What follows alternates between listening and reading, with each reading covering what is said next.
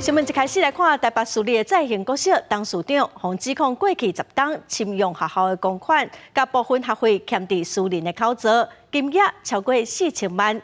检调张时芬12个地点所找资料，嘛约谈当市长、校长，佮有相关的人员计共9个人。最后，当市长是以150万交保，校长20万交保。学校是强调讲资金并无问题，嘛未影响到学生的受教权。台北市教育局嘛已经成立专案小组进行调查。在新以后毕业的学生，最重要的地方是能够互动，能够沟通。双语能够沟通。在刑小学董事长张光正面对着镜头，讲到伊对尚有教学的想法甲看法。不过，这么团讲，伊甲上千万的校款放伫咧家己的落地内面。董事长，你有理解吗？不好意思，跟我说明一下。3万多到哪边去了？对问题拢点点，虽然被所长约谈，检方透明核实了，幸好以150万交保，并且限制出境出海。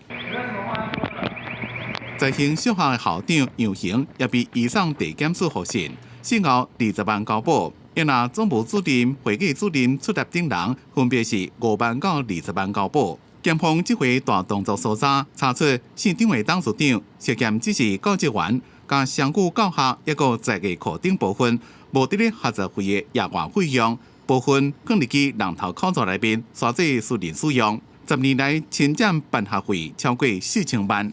我们后续会组专案小组去了解。